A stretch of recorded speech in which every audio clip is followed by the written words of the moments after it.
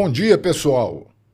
No ar agora você ouve pela Rádio Eldorado FM 87.9 e pelo YouTube, através do canal do Ativista Paracatu, o programa Pimenta Malagueta, beleza? Esse programa ele é um oferecimento do Movimento Verde de Paracatu e da Coferpan. E também é um programa dirigido pelo Zusa do Paracatuzinho e pelo Alexandre. Beleza? Nós não podemos esquecer disso, de agradecer o pessoal da Rádio Eldorado FM. E a apresentação é minha, Antônio Vieira, Tonhão e do Otacílio. Bom dia, Otacílio. Tudo beleza com você?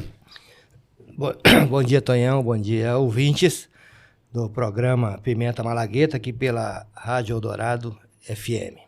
Bom, esse programa também, como eu disse, nós não podemos esquecer da direção geral, né, que é do Zusa do Paracatuzinho e do Alexandre Barros. Pessoal, hoje o nosso bate-papo é sobre agricultura sustentável. Agricultura sustentável é um sistema de produção que equilibra a eficiência econômica, justiça social e a proteção ambiental, utilizando práticas diferentes da agricultura tradicional. Essa agricultura sustentável ela visa trazer melhor qualidade de alimento, melhor cuidado para com o solo, economia de água.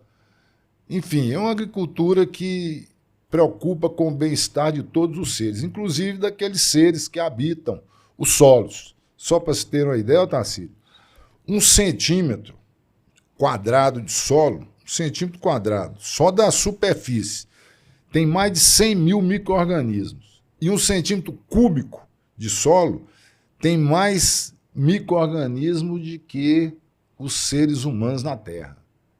Né? Então Nesse clima que nós estamos ultimamente, né, Tonhão, prestes a realizar a Conferência Mundial do Clima no Brasil, nós estamos tratando desses assuntos de sustentabilidade e a agricultura, como a gente sabe, ela que mantém os seres vivos, né, em pé. Sem comida, ninguém vive. A agricultura é responsável por manter não só o Brasil, mas boa parte do mundo com alimentação na mesa. Então, é fundamental a gente conhecer os fundamentos da agricultura sustentável e também entender da necessidade da gente cada vez mais implementar tecnologias e técnicas que permitem a gente trabalhar de maneira sustentável, né, gerando alimento.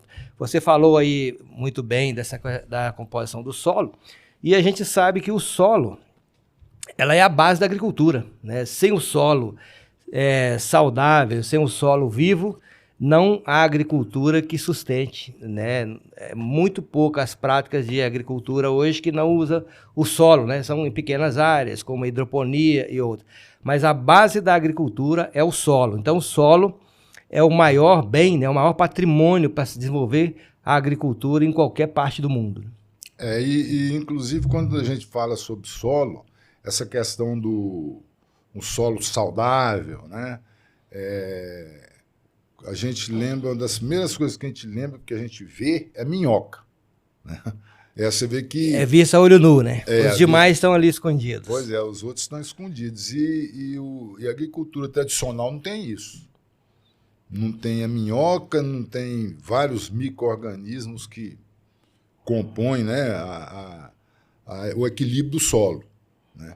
E nós temos, nesse caso, a biodiversidade, que são os micro-organismos, que a gente não enxerga, muitas pessoas nem sabem que existe, e que são a base para adubação, né?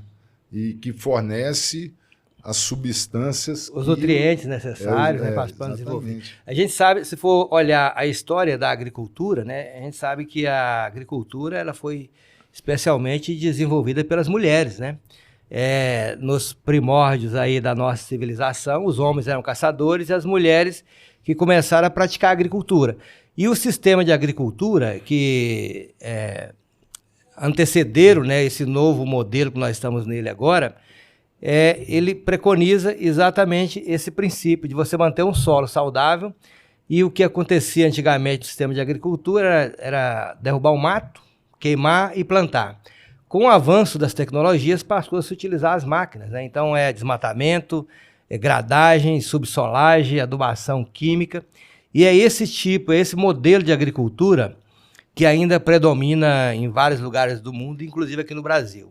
Então, quando a gente está falando de agricultura sustentável, nós estamos falando do retorno da agricultura aos modelos, é claro, com tecnologias, né?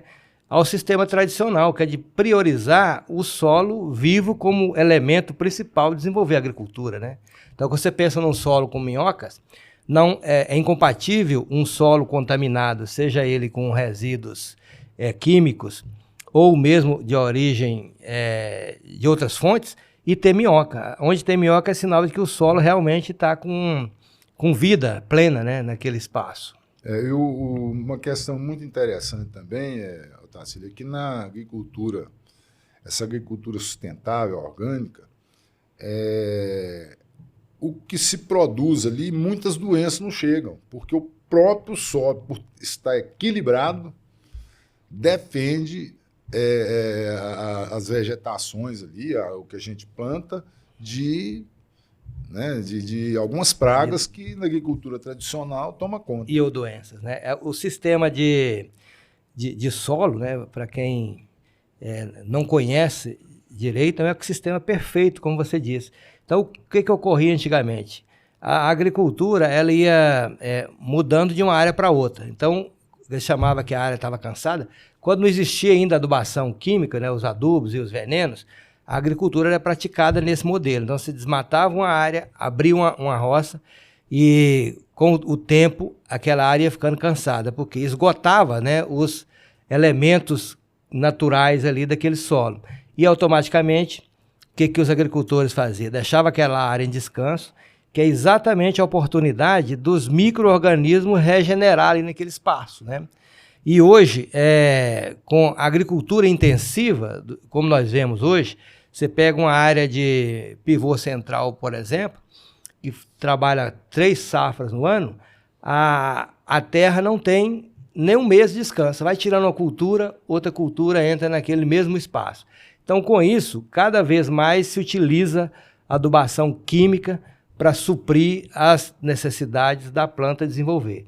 E é aí que entra o problema que nós estamos enfrentando hoje, né, dos solos cada vez mais contaminados, solos cada vez mais endurecidos, né, pela ausência desses micro-organismos que são os que fazem a agricultura funcionar.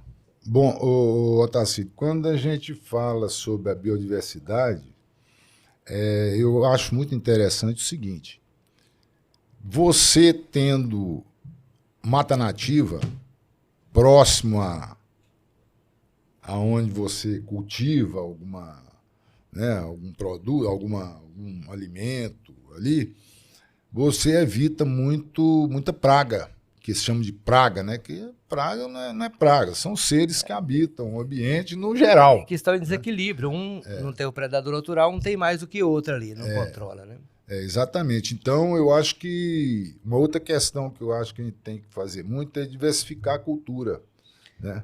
Exatamente. Você tocou num ponto aí interessante. Esse ano, por exemplo, aqui em Paracatu, que hoje é o maior município produtor de feijão em área irrigada, teve um desequilíbrio enorme em função da mosca branca. A mosca branca, que é uma praga importante em culturas como feijão, abóbora, as leguminosas de maneira geral, a própria soja tem problema com mosca branca, mas especialmente o feijão teve um ataque severo.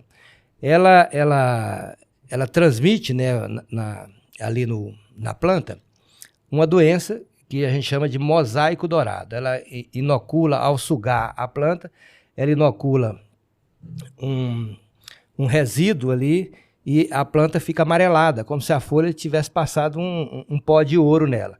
Então, mosaico dourado, a folha endurece, a planta não faz a fotossíntese e acaba não produzindo. E esse processo, ele ocorre exatamente por 2 fatores importantes aqui que a gente tem na região, que é a umidade e calor. Na época nesse período de seca, por mais que você irriga, se aumenta a umidade no solo e aumenta o calor. Então é propício para a mosca branca. Mas a mosca branca, ela tem um predador natural, que é um fungo. Então, quando você não tem o solo equilibrado, quando você não tem a rotação de cultura que permite que naquele mesmo ambiente ali outros insetos, outros organismos desenvolvam, um tipo de organismo sobrepõe ao outro e causa os danos, é o que se chama de praga, né? Mas se tiver tudo na natureza de maneira equilibrada, é um processo natural que existe no solo. Mas a mosca branca, ela causa esse prejuízo de perder a lavoura total, porque não tem controle. Você faz uma aplicação hoje, aquela mosca amanhã já reproduziu e já aumentou proporcionalmente ali naquela lavoura. O desequilíbrio, né? Esse desequilíbrio aí, é por isso que a gente defende tanto a agricultura sustentável e orgânica. E você tocou num ponto importante, que é a questão da diversificação de cultura, né? Por exemplo, se você tem no mesmo espaço, como a gente faz nas hortas, né? Você pega uma horta e ela tem várias culturas ali, várias plantas. Uma planta que pode ser aquela que é propícia a atrair aquele inseto, já tem outras plantas que atraem outros insetos que são predadores. Então, o controle ele é feito naturalmente. Uma floresta. Uma floresta. Você tem ali um equilíbrio total. Você entra numa mata, você vê ela totalmente equilibrada, porque tem todos os organismos trabalhando de maneira em parceria, né? Pois é, Otacílio. Tem uma outra questão também que a gente tem que levar em conta, a questão da energia que é utilizada.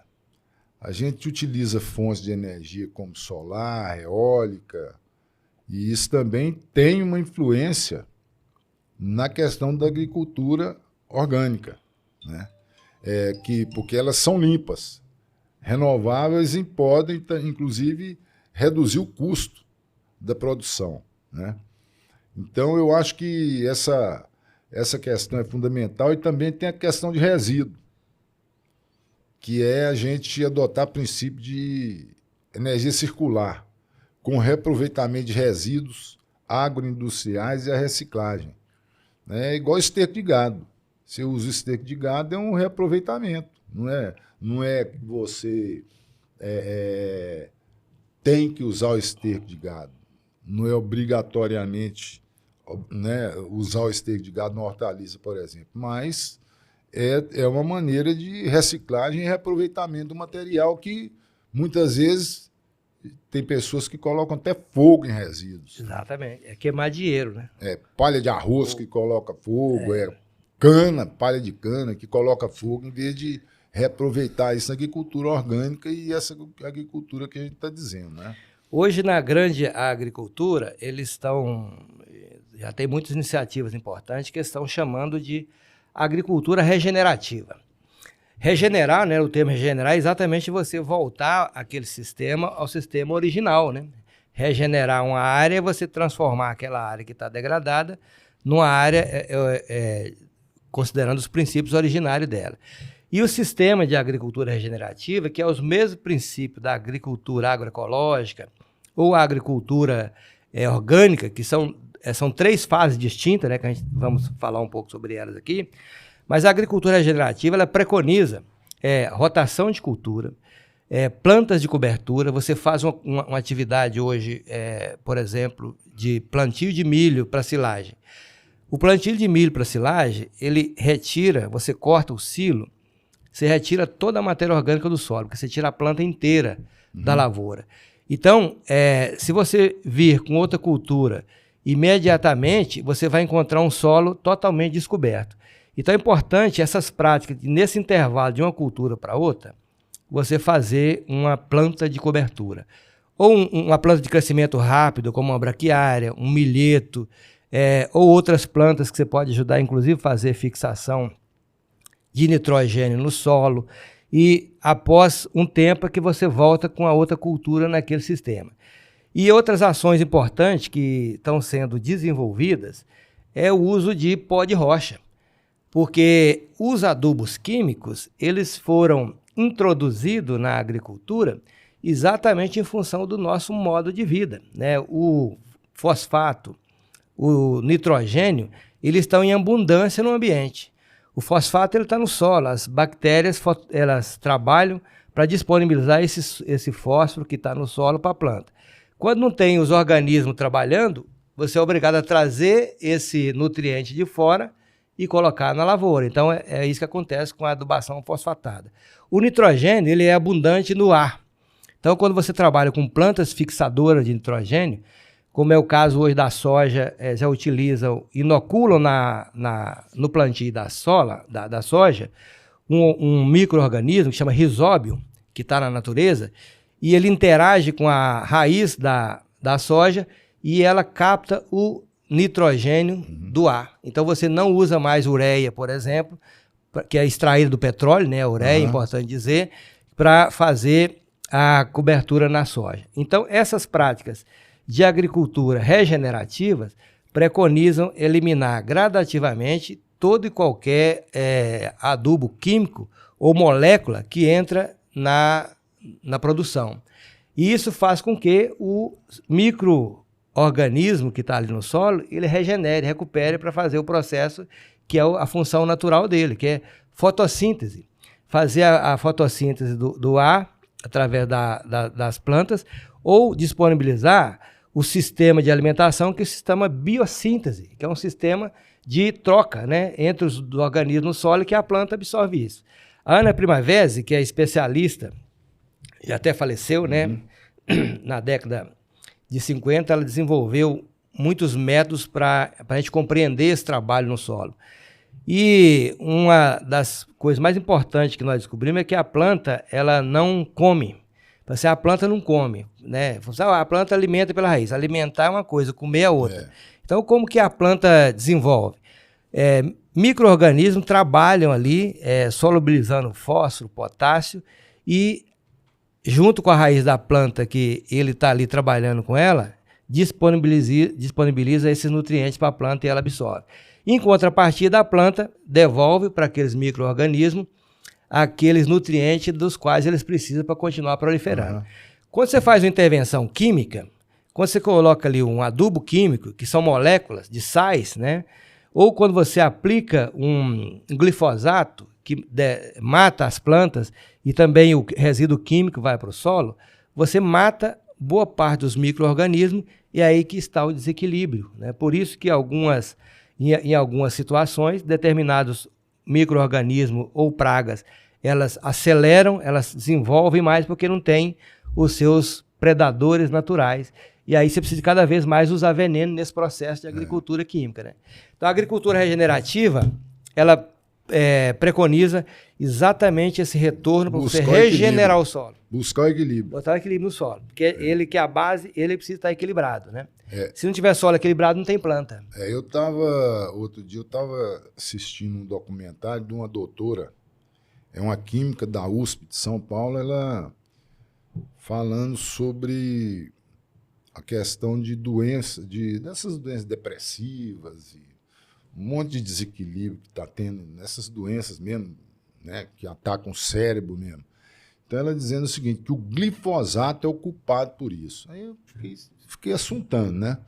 Aí ela dizendo o seguinte, que você usa o glifosato e o alimento acaba absorvendo aquilo, você usa aquele alimento entra na sua corrente sanguínea, entra na sua flora e fauna intestinal, mata tudo, por isso que tem um monte de pessoas com problema, né, intestinal mesmo, câncer no intestino, não sei o quê, porque acaba com essa flora e fauna.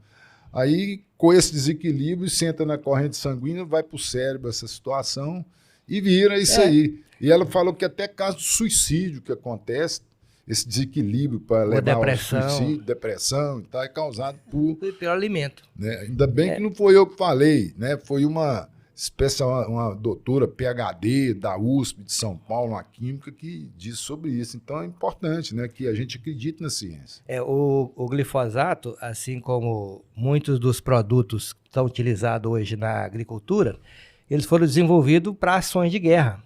Né?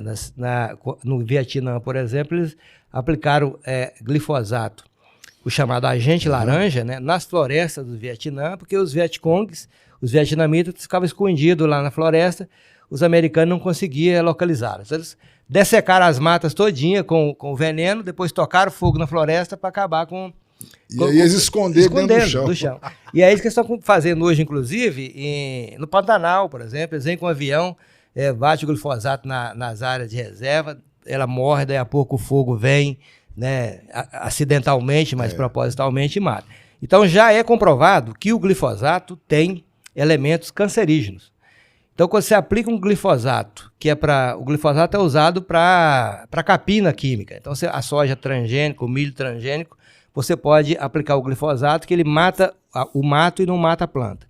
Mas ao matar o mato, que é um ser vivo, ele deixa resíduo nas plantas que depois vai para o alimento que você consome. E vai para o organismo, em maior ou menor quantidade, vai acumulando ao longo do tempo. E como ele mata os organismos que estão no solo, não vai matar o que está dentro de você, que também é uma fauna completa que nós temos no organismo, é um mundo, né? E causa desequilíbrio também na gente. E eles estão usando, virou moda também, usar o glifosato para fazer capina nas cidades, né? Você imagina, a cidade impermeabilizada com asfalto, principalmente. Você usa glifosato para fazer essa capina, vem a chuva, escorre para dentro do rio, você imagina esses resíduos, o que não causa, né? Otacílio, outra questão que eu estava pensando e queria comentar com você é o seguinte: antigamente o pessoal ia, né, nas áreas aí que eles diziam que era boa de produção, desmatava tudo, botava fogo e plantava. Aí passava um certo tempo, aquela área já não produzia mais, exatamente por isso, porque matava os micro-organismos do solo. Né? Matava os micro-organismos. Hoje a agricultura tradicional ela já está tendo uma noção melhor nesse sentido, que estão deixando palhada, né? Porque assim, qual que é o sistema tradicional de agricultura que ainda é praticado ainda em grande escala, que você tem uma área cultivada todo ano, aí você faz o revolvimento daquela terra com a grade ou com o arado.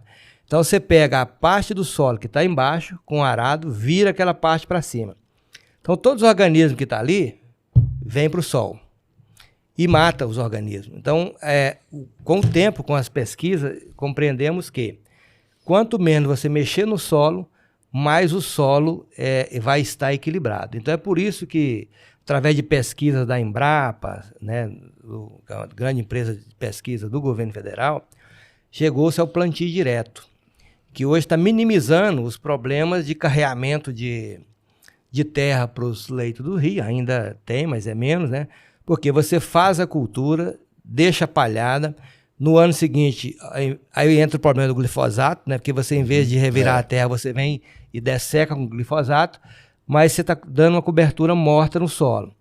E esse processo, ele é muito importante a gente destacar, porque apesar de ainda ser grandes monoculturas, né, grandes extensões de terras abertas, e que nós estávamos comentando aqui agora há pouco, antes do programa, que é exatamente no leito das águas, que é o Cerrado, né? O Cerrado brasileiro ele foi aberto para o plantio, especialmente de soja, né, as monoculturas de soja, mas eles estão trabalhando para minimizar, porque o impacto ainda é muito grande. Mas só com plantio direto já está começando a achar esse meio termo aí para equilibrar. Os próximos passos é fazer o processo de rotação de cultura e o reflorestamento, que é o que a gente estava falando, né? Tem a questão de palhada.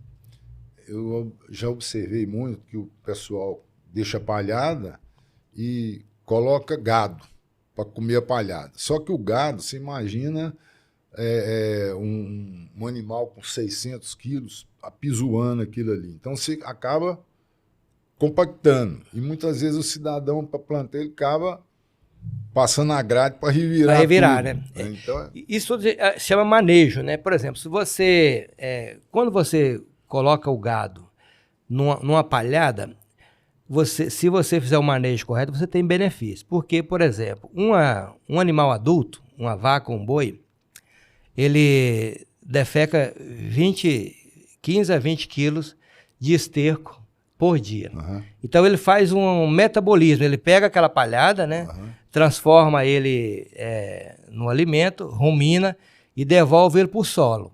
O problema é o tempo que fica ali naquele espaço. Se você deixa lá numa palhada um animal por 15 ou 20 dias, é um tipo de pisoteio. Se você deixa lá por 90 dias, é outro tipo de pisoteio, como você falou. Então, hoje já estão fazendo isso com bastante eficiência. Você deixa ali, fez o plantio da lavoura, veio ali, ainda antes de colher a lavoura, faz o semeio da braquiária. Então, ela aproveita a reta final da lavoura que está amadurecendo e a braquiária ainda cresce. Então, ali você pode deixar o gado ali de 15 a 20 dias sem sobretaxa de ocupação e causar um benefício importante, que é dar uma rebaixada no capim e transformar o capim em esterco, que é aquilo que você estava falando agora há pouco. Agora tem um detalhe, Otávio. Uma coisa é a gente falar, outra coisa é o que fazem, né? Porque hoje na região nossa aqui, por exemplo, a metade da área que foi desmatada é ocupada para criação de gado, né? Você acha quase 0% de área bem cuidada. Então, é o pisoteio que aumenta, é a compactação do solo, água não infiltra, pastagem, tudo é degradada, né? Hoje, é isso que eu tô falando, a questão do manejo, e por isso que é importante a gente pensar em assistência técnica. Hoje, um dos grandes problemas que nós temos hoje na agricultura, especialmente na agricultura familiar, é a falta de assistência técnica pública, gratuita, que consegue atender o agricultor. Porque os grandes produtores, eles têm os seus técnicos que trabalham com isso. Os pequenos não têm. E aí acaba conduzindo, manejando as suas atividades de forma errada. Então você pega hoje, as pesquisas indicam que no cerrado brasileiro, se for bem manejado, você consegue manusear em 1 hectare 5 cabeças de gado, bem manejado, com pastagem. Aí o agricultor põe 15. Né? Não tem a orientação certa, não tem o manejo adequado e coloca 15. O que ocorre? Rapa o pasto todo e pisoteia todo o ambiente. Não tem nada que prospera num espaço. Aí não pode desse. ficar nenhuma cabeça por Aí não tem mais lugar de pôr. Então, assim, a assistência técnica é fundamental para a gente fazer o manejo adequado. E a outra questão importante, a gente está falando de pecuária, é a introdução de árvores. Então, antigamente, o que ocorria? Até hoje, mas muito mais antes era pior. Chegava num cerrado, arrancava todo o cerrado, para depois plantar braquiária. Então, deixava a área totalmente descampada. Então, com o tempo, as pesquisas indicaram que quanto mais a área estiver sombreada, mais o pasto desenvolve e mais tem bem-estar animal. Então, a Embrapa desenvolveu o que se chama de ILPF, que é a integração lavoura, pecuária e floresta. Você vem primeiro com a lavoura, junto você vai plantando a floresta e depois, com o tempo, a pastagem para o gado ficar ali com pasto e sombra. Então, no cerrado, eles acabaram com o cerrado primeiro.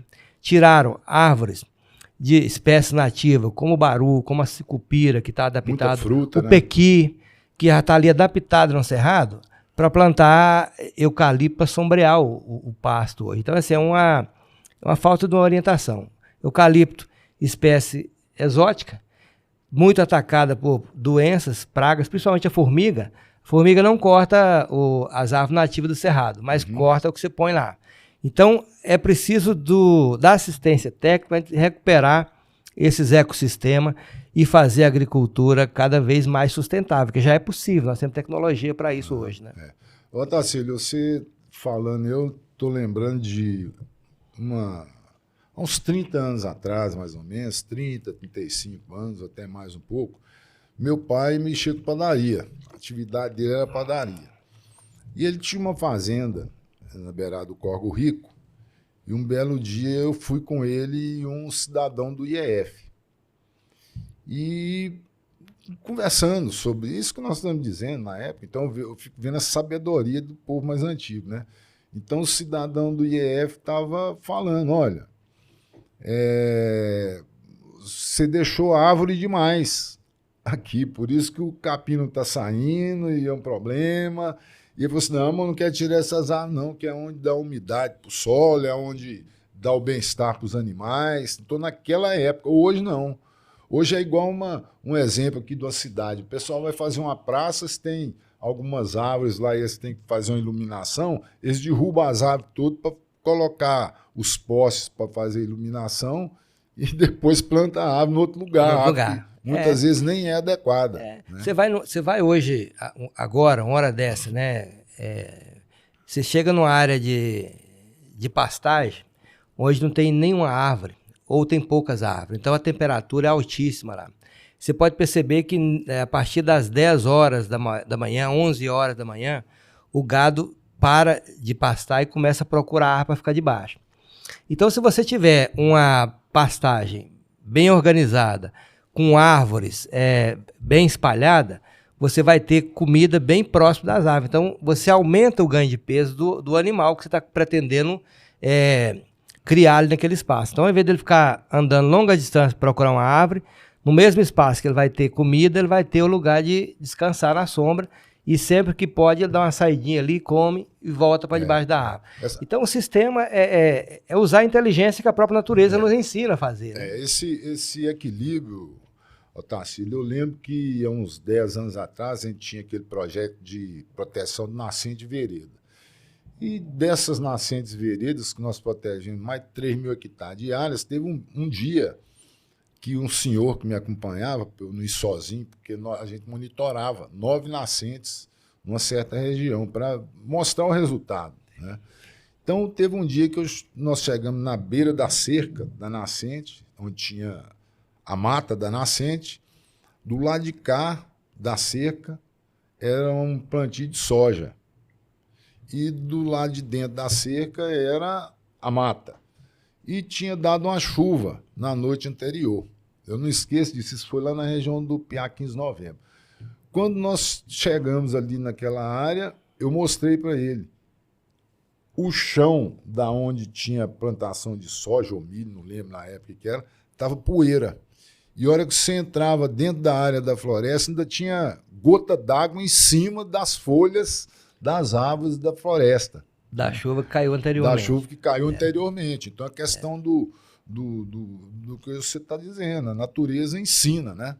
Agora, queria voltar um pouquinho, Otacílio, a respeito do tema nosso, né, agricultura sustentável, que é a viabilidade econômica, que é garantir que a atividade agrícola ela seja rentável e a longo prazo para quem, né, utiliza a área para isso, né? Porque você tem a garantia de que você vai ter tranquilidade para produzir. Desenvolver a agricultura. Né? E aí, nesse contexto, Tonhão, nós estamos falando aqui da agricultura regenerativa, é exatamente o caminho que hoje maioria dos agricultores com capacidade de compreensão desse processo está trilhando. Eu fui recentemente aqui visitar uma fazenda aqui no Mundo Novo. É uma fazenda que produz grãos, ele tem lá mais ou menos 900 hectares de área irrigada e 600 hectares de sequeiro. Então, ele pratica agricultura regenerativa. Hoje, as grandes fazendas elas estão produzindo os seus próprios insumos. Então, multiplicação de fungos e bactérias acontecendo no chamado on-farmer, né? Que é o sistema dentro da propriedade. O uso de pó de rocha. O uso de pó de rocha, nessa fazenda que eu fui lá visitar, eles já estavam com 2 anos consecutivos, eles fez aplicação de pó de rocha, em torno de 4 hectares. O pó de rocha ele é extraído nas jazidas que já são trabalhadas para isso, pesquisadas, onde tem o teor de fósforo, magnésio e outros. Eles já estão usando, inclusive, como teste as rochas que retiram ardósia. Então, o resíduo das ardósias, eles já estão utilizando ela na agricultura, dependendo se tiver um lugar que você estiver próximo da produção, ela dá para utilizar.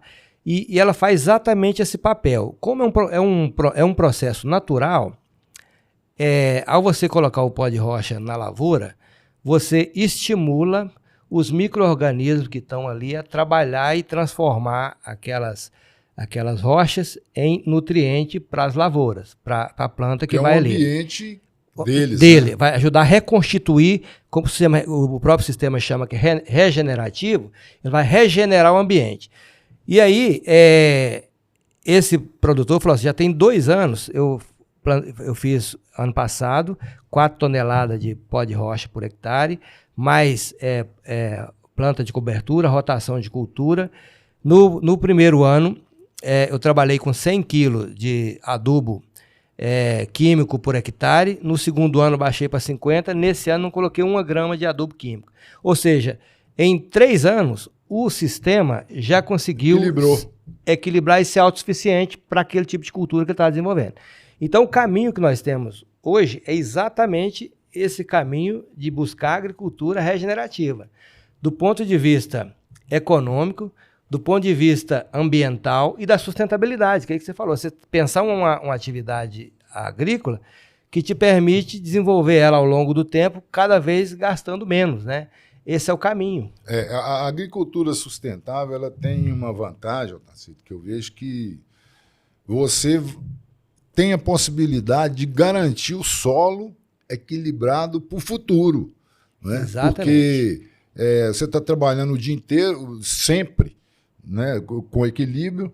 No futuro você não tem que fazer nada, porque está pronto. E as gerações futuras, os descendentes, seus descendentes que estão na zona rural, eles não vão ter essa dor de cabeça, de regenerar nada, né? Você vai pegar o solo, pronto. O que nós pegamos quando nós chegamos aqui, né, no Brasil, as florestas e os índios estavam aí cuidando de tudo, e inclusive plantando, né? Os índios estavam aí plantando árvore, selecionando árvore frutífera para melhorar a sua alimentação, e nós pegamos esse sistema, e agora nós precisamos de deixar sob pena de não conseguir produzir. Não, e é o que já está acontecendo hoje, que o pessoal tem que recuperar o solo para produzir. É questão de necessidade agora mesmo, né? Pois é. E tem também, Otacílio, essa agricultura que a gente está dizendo que não é a tradicional, ela tem o poder de promover a justiça social e o bem-estar dessas comunidades. Exatamente. Isso é o mais importante. Quando você pensa na agricultura, no sistema de agrofloresta, por exemplo, o sistema de agrofloresta ele está sendo utilizado hoje, não é só na agricultura pequena, não. Tem muitos grandes que estão trabalhando o sistema de agrofloresta por vários motivos, mas o principal deles é o componente econômico, né, porque dá dinheiro, né, você deixa uma área, se planta floresta junto com atividades agrícolas, você, além de ganhar dinheiro com a cultura propriamente dita, você ganha dinheiro com os créditos de carbono, que é você evitar ou sequestrar carbono emitido, né, no ambiente. E nesse quesito, nós precisamos de mão de obra. Então, quando você pensa numa lavoura de soja, que tem 10 mil hectares de lavoura de soja, você faz tudo mecanizado. Você vai diminuindo cada vez mais o uso de mão de obra humana. No sistema de agricultura regenerativa, você volta a integrar o ser humano com o processo. Com a terra. Você vai gerar emprego de qualidade, né? Você vai voltar o homem para o campo. Nós falamos aqui no programa anterior que até 2050, 75% de toda a população vai estar na cidade. Então, quando você muda o sistema de modelo de produção, você leva de volta para o campo com qualidade de vida, com empregos melhores, uma boa parte da população, principalmente a juventude, né? E essa agricultura orgânica, eu penso aqui muito uma das maiores importâncias dela, não só para a natureza, mas para o próprio ser humano, que é ter o alimento garantido de qualidade, né? Que não vai trazer riscos para a saúde da pessoa, né? Isso aí também tem que ser levado em conta para quem chega numa feira e escolhe, eu quero um produto orgânico, embora ele seja um pouquinho mais caro, né?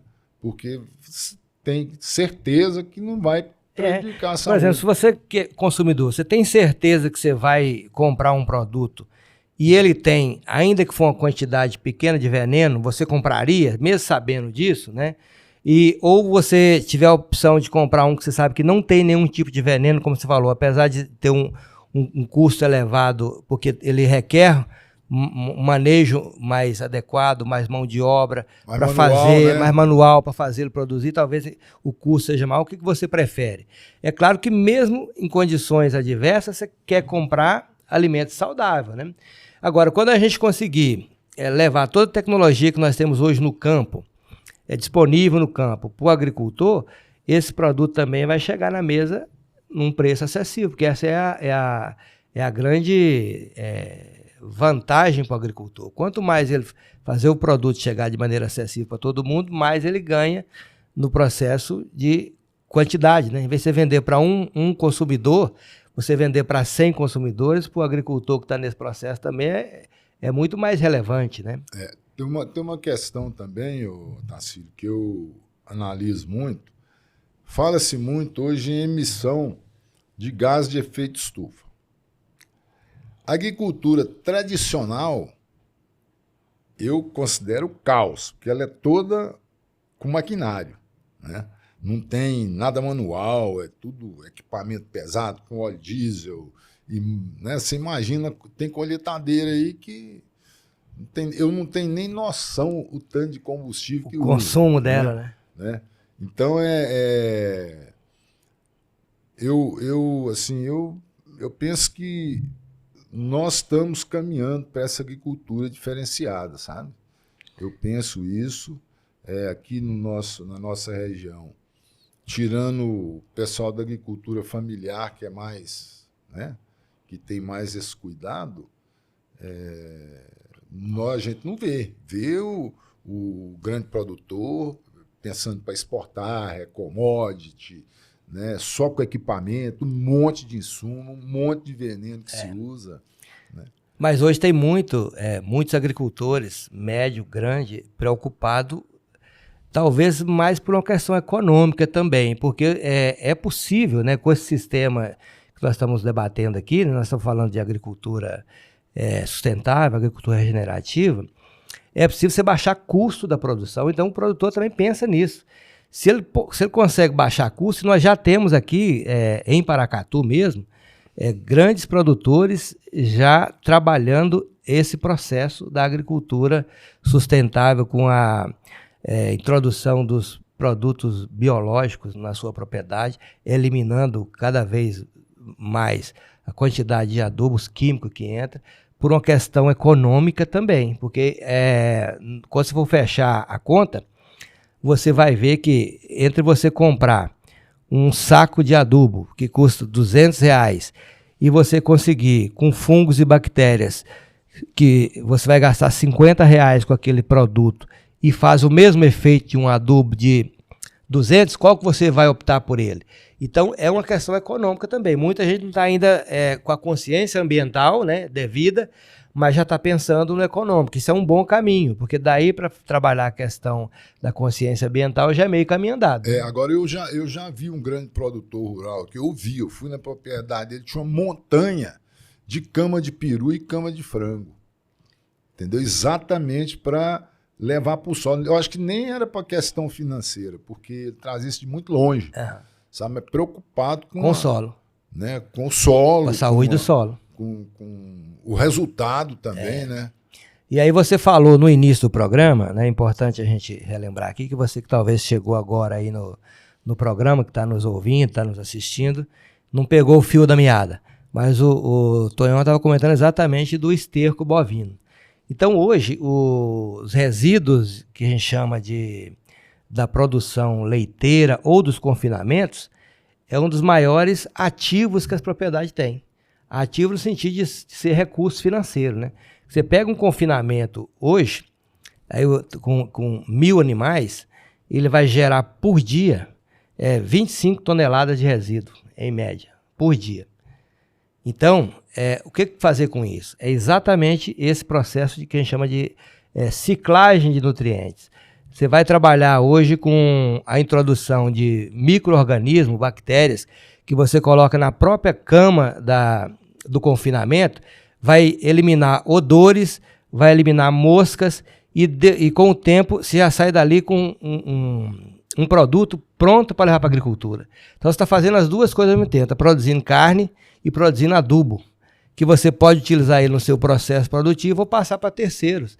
Então hoje é um grande achado também, né? Quem trabalha com produção integrada de suínos, de aves, de bovinos, no sistema, seja na produção de leite, através dos compost bar, você tem uma infraestrutura pronta para começar a produzir adubos orgânicos, organominerais, para chegar na lavoura sua ou de terceiro com uma outra fonte de renda. Então, é o processo de integração, integrado, né, da produção de carne, leite, ovos e alimentos, tudo junto, pensando nisso. Né? Exatamente. Teve um tempo atrás também, eu gosto sempre de contar esses casos, que eu fui na região de Santa Rita, quando a gente estava trabalhando esse projeto de cercamento nascente, e tinha um produtor que tinha muito esterco lá na propriedade. Aí eu tentei conseguir uma carretinha de esterco. Eu falei assim, não, isso aqui vai para minha capineira, pequeno produtor. Esse é adubo, então, é dinheiro, né? Então eles já estão pensando nisso. Agora, eu acho que nós vamos ter que trabalhar a conscientização da comunidade, da população, para consumir esses produtos, sabe, Otávio? Porque isso é importante, mesmo que gaste um pouquinho mais. E com o tempo, isso diminui o custo. Se a comunidade começar a exigir, né, porque o consumidor é ele que dita as regras, não é quem produz, não. Porque se você começar a exigir produtos dessa ou daquela qualidade, o produtor vai ter que se adequar a isso. Né? Já foi o tempo que você comprava o que você achava por aí, hoje não. Você vai num lugar, você quer comprar produtos frescos, né? E preferência, saber a origem dele, né? Na Europa já faz isso. Você vai aqui, os produtos que vai para a Europa, eles querem saber da onde que saiu, se não teve desmatamento, se não tem trabalho análogo a escravos. Os consumidores europeus, eles querem saber disso e eles colocam isso na hora de comprar. Nós precisamos de começar a botar essas exigências também. Conhecer a origem, saber de onde que está vindo o produto, em que condições está produzindo, está desmatando, está causando danos ao meio ambiente, está usando excesso de produtos químicos. Tudo isso é exigência que nós também, enquanto consumidores, temos que começar a exigir essas mudanças de mentalidade. Né? Não dá simplesmente para a gente concordar com tudo que está acontecendo, porque você, quando compra, está ajudando a financiar. Então você pode optar o que você quer financiar com o seu ato de consumo, né? Quer financiar uma agricultura sustentável? Quer financiar a agricultura familiar, gerando emprego, renda? Ou quer comprar produtos industrializados aí da Sadia, de outros lugares que não sabe nem exatamente como é que está sendo produzido? Então, a opção do consumidor, no ato de comprar, é questão política, que a gente precisa entender isso, né? Tomada de decisão política quando se consome. Tem países da Europa, inclusive, que já impôs condições para adquirir produtos brasileiros. Se for de área desmatada irregular, se tiver trabalho escravo, se tiver maus tratos animais, né? Isso aí tudo... Tudo pesa. Né? E não entra, né? Exatamente. Agora, as vantagens, nós já dissemos aqui, que dessa agricultura orgânica, a preservação dos recursos naturais, o equilíbrio do solo,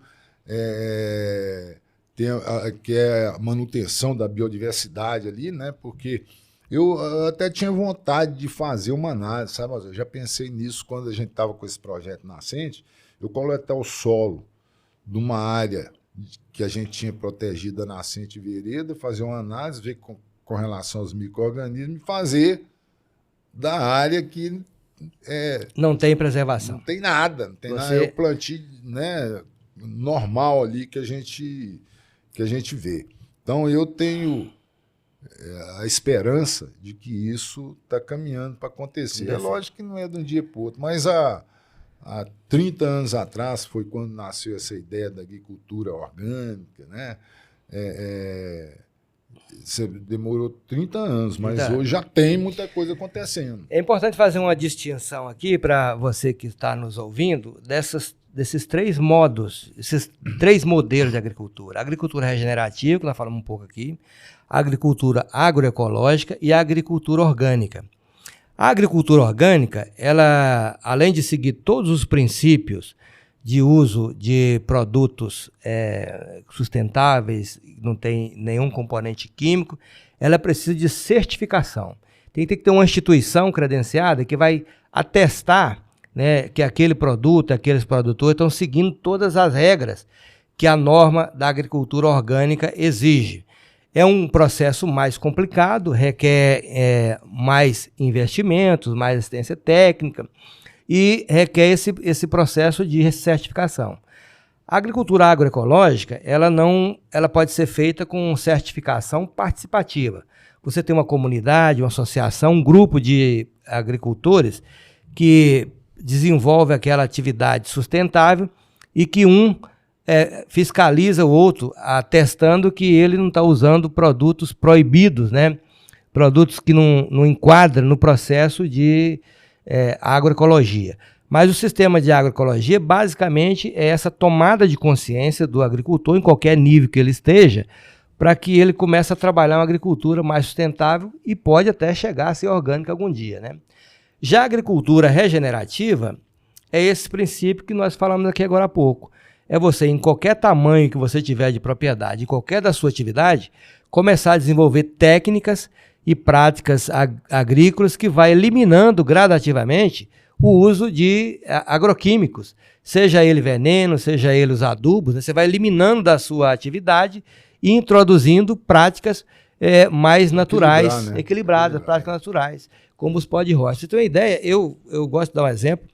Eu pratico agricultura regenerativa há muito tempo.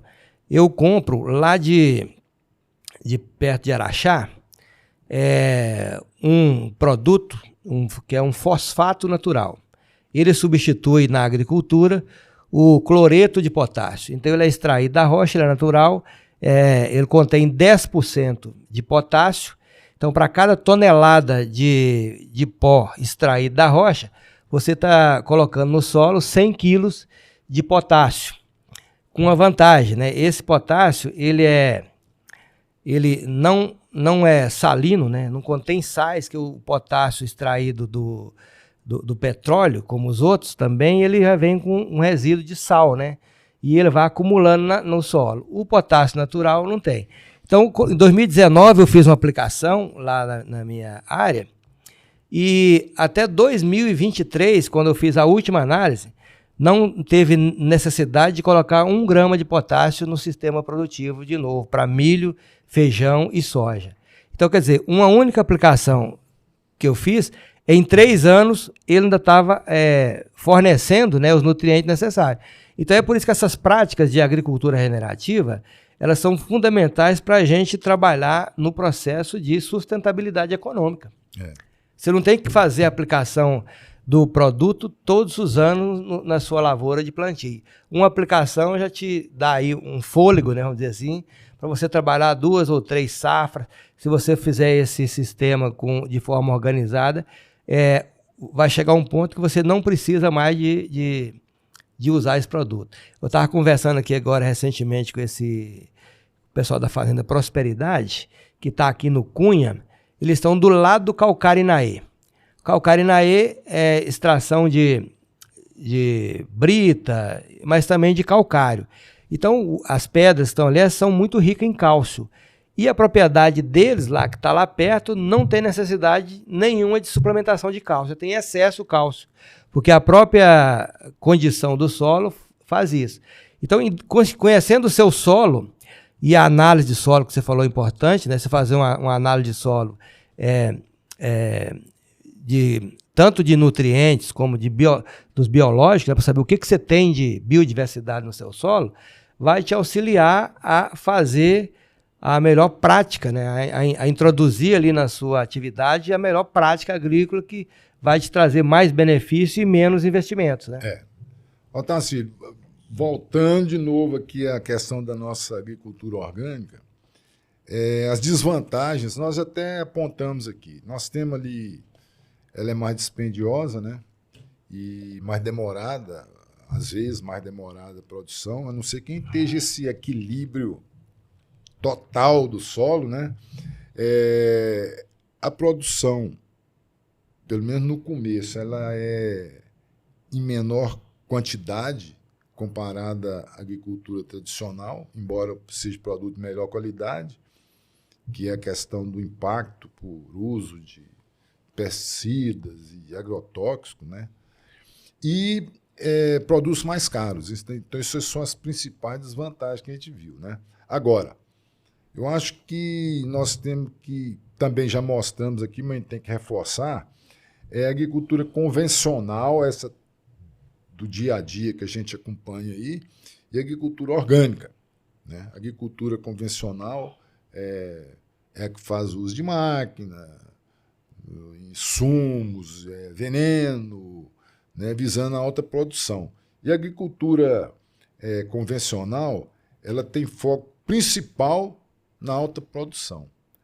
Na alta produção, a monocultura, né? É importante destacar isso, que a monocultura é um dos grandes problemas hoje para diminuir a biodiversidade, né? Você trabalha, nós falamos aqui agora há pouco, né? Quanto mais plantas diversas você tiver no ambiente, mais organismos você tem trabalhando ali em favor daquele ambiente. Se você coloca uma única cultura ali o tempo todo, você vai selecionando e eliminando alguns organismos que não se adaptam com aquela cultura. Então, um dos problemas que nós temos hoje na agricultura convencional é exatamente o sistema de monocultura, né?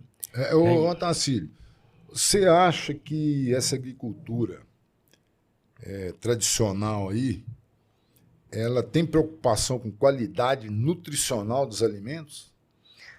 Olha, quem produz hoje soja, por exemplo, ele precisa de cada vez mais agregar quantidade de proteína na planta. Então, as mensurações que se fazem em qualquer produto hoje comercial é a quantidade de elementos que você entrega naquele produto. Eu estava até vendo esses dias aqui ontem mesmo, uma reportagem, os chineses, em setembro, parou de comprar soja dos americanos e passou a comprar do Brasil, por brigas que estão tendo aí no processo. Mas eles indicaram que a vantagem da soja brasileira é que ela contém mais proteína do que a soja americana. Isopor, né? Americana Exatamente. Isopor. Então, assim, o que propicia isso? Variedades, climas e manejo. Você, uma planta absorver mais ou menos nutrientes, ela vai, lá no produto final, ter mais ou menos nutrientes desejáveis nela. Então, eu acho que a qualidade ela é relativa quando você fala, você se preocupa com qualidade. Mas a grande questão hoje é produtividade, porque precisa de entregar produtividade, né, volume de produção, para compensar os custos que a própria agricultura tradicional é dispendiosa, né? Então, para você hoje, para você fazer uma cultura de milho no sistema tradicional hoje, o investimento é alto. Então, se você não tiver uma alta produtividade para equilibrar e sobrar recursos no final da safra, aí ninguém trabalha nesse sistema. Agora, por outro lado, a agricultura orgânica, ela prioriza o quê? Oferta de produtos de qualidade. Qualidade. Porque os princípios que regem o sistema de produção orgânica, ele tem que ser seguido à risca. Se você aplicar ou fizer um manejo de um produto que não é permitido no sistema orgânico, você é descredenciado do sistema, né? Por isso que a certificação ela é rigorosa. Tem as práticas que você pode fazer e práticas que você não pode fazer. Tem produtos que não pode nem passar perto. Se o seu vizinho estiver usando determinados produtos, a sua propriedade for certificada, ela pode sair da certificação. Então é por isso que é rigoroso o sistema, né? Para você seguir. Já na agricultura convencional, não tem esses rigores todos, né? Não é raro, volta e meia você está vendo gente falar que falsificando produto e vendendo produto falsificado, produto que é proibido em outros países, está chegando aqui na agricultura.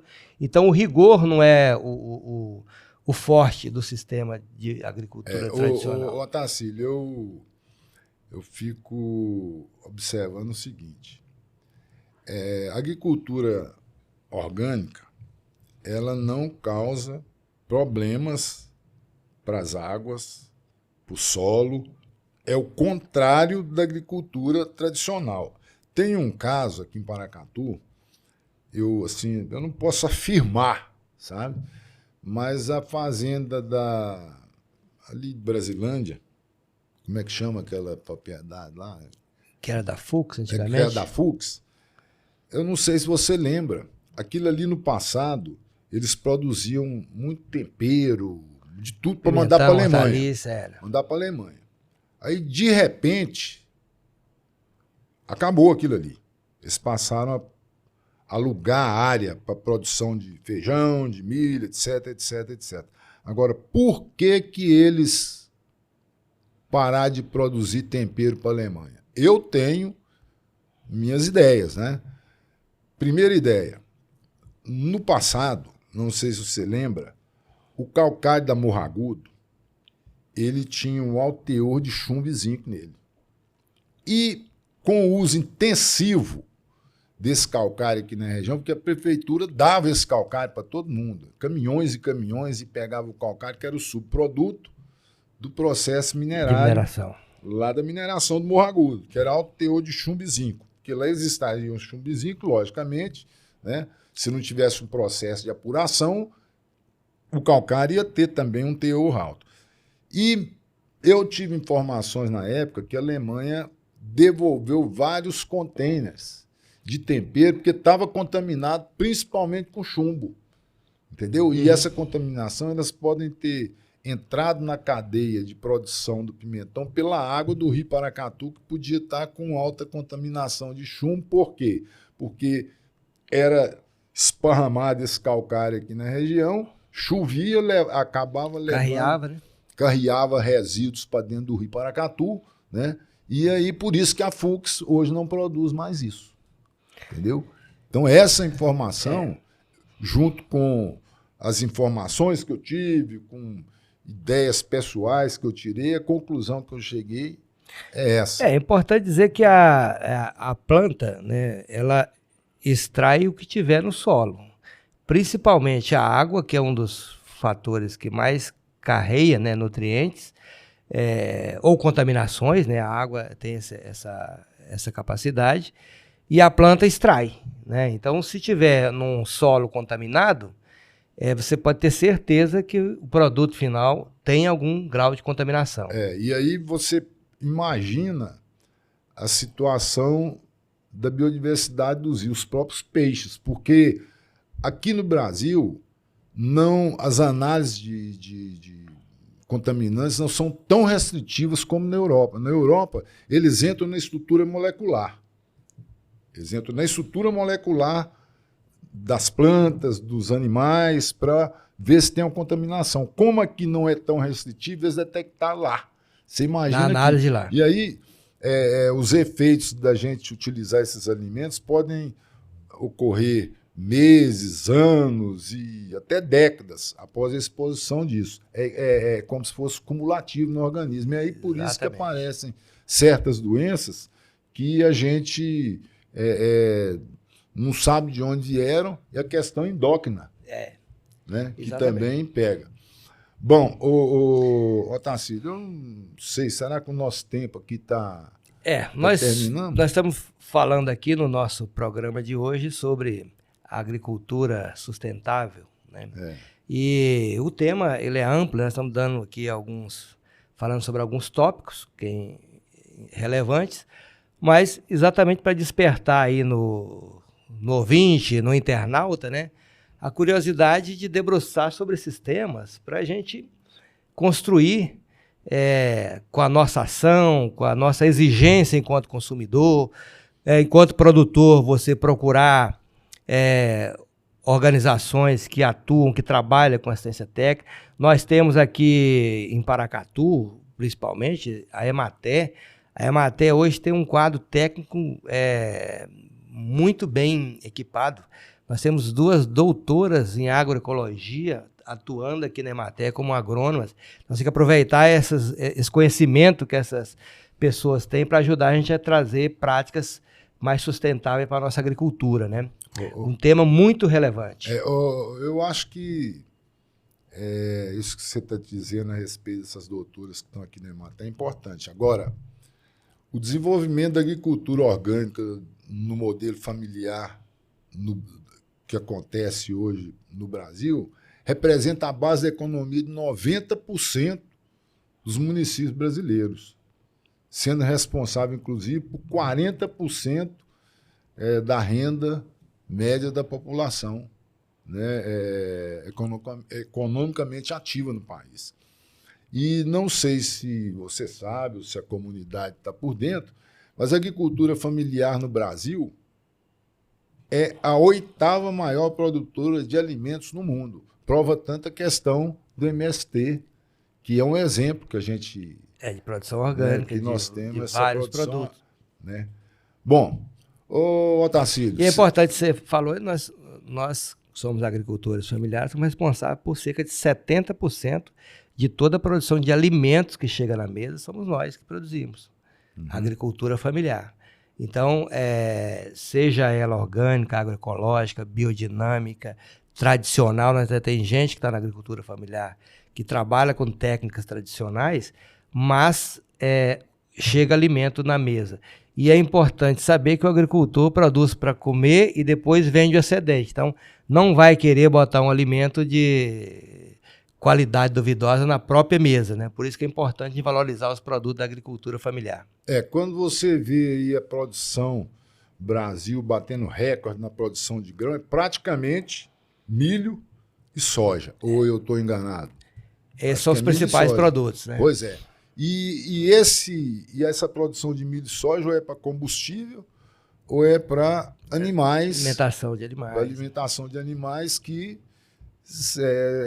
alimentam o ser humano. Então uma cadeia, né? É uma cadeia, uma isso, né? Bom, Tacílio, ó, estamos chegando aqui ao final do nosso bate-papo. Mais uma vez, agradecimentos aí à nossa Rádio Eldorado FM 87.9, onde você ouve esse programa. Pode assistir também pelo canal do YouTube Otivista Paracatu. Nossos agradecimentos ao apoio do Movimento Verde, da Coferpan, e também os nossos agradecimentos à direção-geral do Zusa do Paracatuzinho e do Alexandre. E deixo aí para o seu recado final para o pessoal, dizendo que no próximo sábado nós estaremos de volta às 9 horas da manhã, através da Rádio Eldorado FM 87.9. Beleza? E você nos assiste aí pelo canal do YouTube ou nos seus aplicativos de rádio, pela Rádiosnet e outros aí, para qualquer lugar do mundo, né, para ouvir a Eldorado FM. Nós esperamos vocês no próximo sábado. Um abraço, fica com Deus. É isso aí. Muito obrigado, um abraço a todos, até sábado.